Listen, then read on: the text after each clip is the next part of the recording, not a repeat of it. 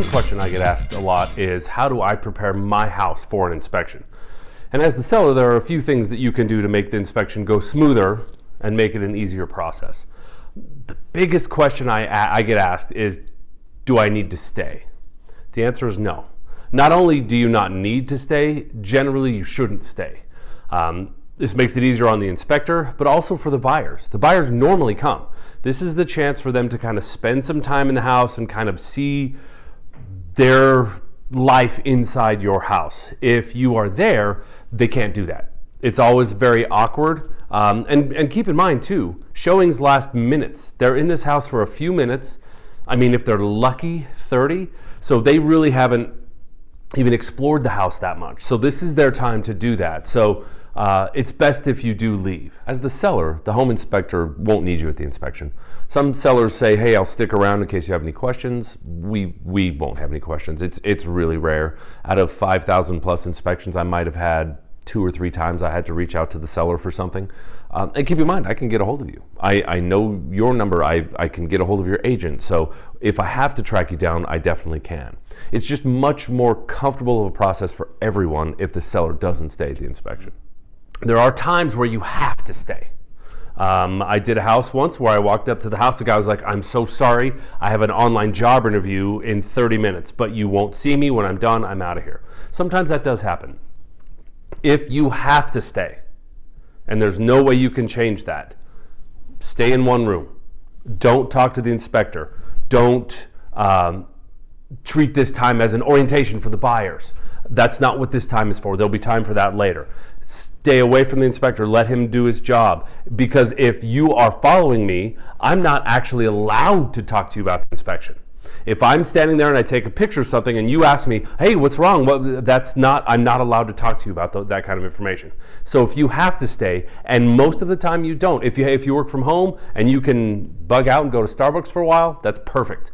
Just keep in mind inspections last 2 to 3 hours, depending on the size of your house. Of course, if it's 8,000 square feet, it's going to be more.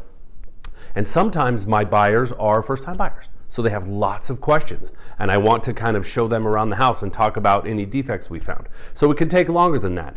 Don't rush the process. I've had buyers come back in 2 hours, say, well, you said it was going to be 2 to 3 hours. I'm like, I know, and we've got another hour. It just is much more comfortable and a much more smooth process if the seller isn't at the house at the time of the inspection. Another thing that's a necessity at every single inspection is I need access to your house. I need to get in. I have some people say, oh, the door will be unlocked. I don't love that, but that's one way you can do it. One of the best is to give me the lockbox. It's very simple. I come in, I unlock it, do the thing, and then I lock it back up. That's best because then nobody has to come. If you want to wait till I get there, if you want to actually physically meet me, that's great, no problem. Unlock the house, let me in, and then you can take off.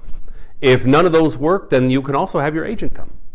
If you have a listing agent, they could come, let me in, unlock the house, then they can take off.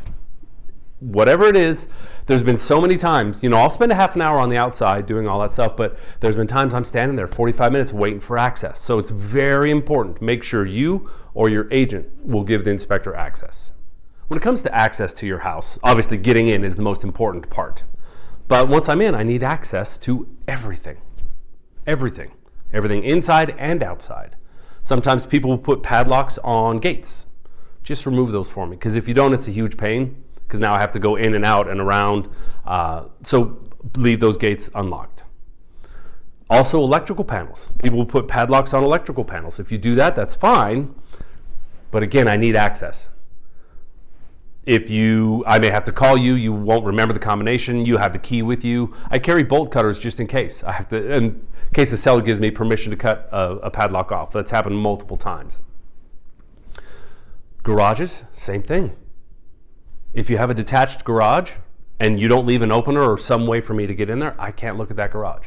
I want to finish this inspection now. It's better for everybody. It's easy, it's faster, it's easier for you, it's easier for the buyers, agents, everybody. I don't want to have to come back, especially if it's an hour drive. Now I'm driving an hour each way just to take 5 minutes to look at a garage that I didn't have access to.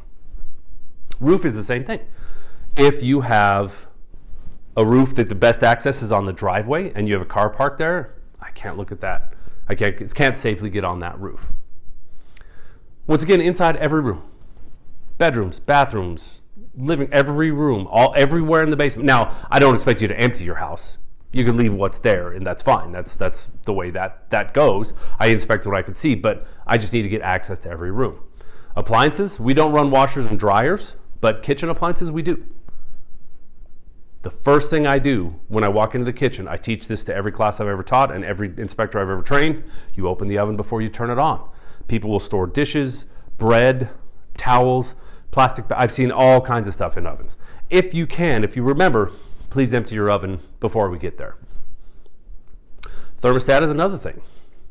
I need access to it. Not just physical access, but now with new Wi-Fi enabled thermostats, quite often they are passcode protected. If I can't turn on the furnace, if I can't turn on the air conditioner in the summer, I'm going to have to come back.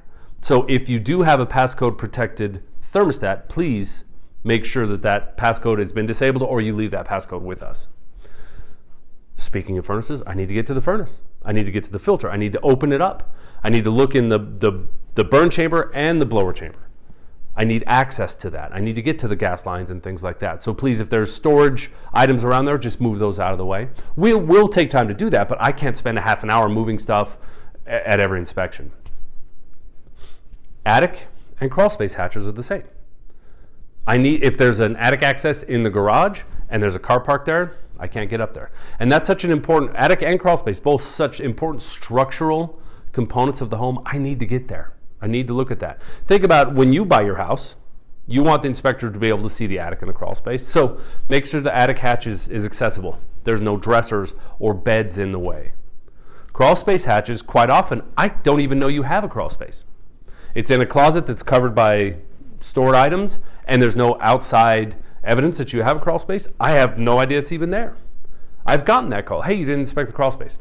What crawl space? Well, it's behind that huge oil painting in the basement. Well, I didn't know that. So just make sure it's very obvious where all those things are. Fireplaces. If your fireplace doesn't work, that's fine. You can just leave a little note, hey, the fireplace doesn't work. That's fine. But if it does work, if you could light the pilot light and get it ready to go, because again, my client wants to know, does it work or does it not? I also need access to plumbing.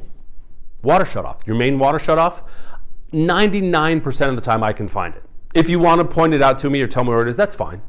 But most of the time I can find it. But I do need access. I need to see that shutoff. I need to see, is it copper? Is it galvanized? Is it lead? Is it polybutylene? I need to be able to see where it is. And informationally, I want to be able to tell my client. I take a picture of it. So when they have to shut off their water, they're like, oh, that's right. He took that picture in the report. It's under the stairs. Another thing in newer homes, usually, often you have a sump pit. In your basement floor, usually, sometimes it's in a crawl space, I need access. Now, sometimes they're sealed, and I can't physically see it, but I need to put my eyes on it if I can. So make sure that's not covered with a bunch of stored items as well. Sometimes they're in these little boxes that have TVs on top of them. Well, I'm not going to move your TV. So if you could just prepare that as well. Another thing that comes up when you're having somebody come inspect your house is what do you do with your pets? I love dogs. I'm a dog person. Sometimes it's nice to have a dog run around the house with me. The problem is then that puts the responsibility for that animal on me. And that's not something I want to do. If you have to leave your pets, please crate them. If they bark through the inspection, that's fine. I don't care. Doesn't bother me. I'd rather have that than knowing that I have the responsibility. I've been in multiple houses where there's a big sign on the door that says, please do not let the cat out. Now, I may not even see that cat during the inspection, but I'm still paranoid the whole time that I did let them out. And the other problem, I'm not the only person there. When I unlock this house and I'm doing the inspection, I consider it to be my house because it's my responsibility. But the buyers are there. Say there's a couple. And they bring their kids. Maybe the parents have never seen the house and they want to check it out. So now the parents are there. What if they wanted to get a bid on carpet? Sometimes that person's there. A sewer scope person. There's so many different people that could come in and out of this house during the inspection. I can't possibly control that. So if you have to leave your pets, please crate them. Some people put them in a bedroom and say, okay, just leave them in there, everything's fine. Well, the problem is I can't inspect that bedroom. My buyers are now buying this house not knowing what's going on. So when they move in there and there's a electrical issue or there's a big hole in the wall or the closet door is missing, I can't tell them because I couldn't go into that room. So if you have to leave your pets, crate them. Ideally, You could take them with you, but whatever it is, all I want to do is make sure the pets are safe and taken care of during the inspection. Another thing you can do, which is nice, is to leave any due diligence documents. If you've replaced the kitchen appliances, if you put in a new furnace, you put in a new roof, any of those documents that you have documentation about any of that stuff, just leave it. The buyers won't take it, but it's something they can flip through while they're at the inspection. Something else too, in the winter, please shovel your sidewalks and your driveways. It's very difficult as an inspector in the winter already because there's already some things I can't see. But if you can make it easier for me to get into the house, not only me, but the buyers and the agent and everybody else, I'm dressed ready to go in the snow, but not everybody is. So if you could at least during the winter, make sure the sidewalks and the driveways are shoveled before the inspection, we really, really appreciate that. Another thing sellers have done in the past is when I get to the house, all the lights are on. All the rooms are lit up. It makes it so much easier to begin the inspection process. I've been in some houses where all the shades are drawn and all the lights are off, and I have to literally get out my flashlight just to find a way to light the room up. It's just kind of an uneasy way to start an inspection. I've even had clients leave music on. Again, that's not critical and that doesn't really change my inspection, but it makes you much more at ease when you walk into the house to start the inspection. So to recap, to prepare your home for inspection is actually relatively simple. First thing, I need access. I need to be able to get into the house on time, and I need access to everything that I might need to inspect. Plumbing, kitchen appliances, attic, crawl space, the exterior, the gates have to be open, electrical panels, anything that I might need to inspect, I need to have access. Second, it's a good idea to leave the lights on. It helps with the inspection. It makes the inspector feel more at ease when they get there. If you have any due diligence documents, leave them out. Again, the client won't take them, the buyer won't take them until they own the house, but it's a good idea to show that you replaced the roof, show that you have your furnace serviced, you have replaced appliances. It's good to have the buyer be able to see all those things. Definitely, during the winter, shovel your walks, shovel your driveways. Again, makes it easier. Overall, just think about what you would want to see when a house you're buying was being inspected. That's the best way to deal with this. It makes it more comfortable for everyone and makes the inspection go a lot more smoothly.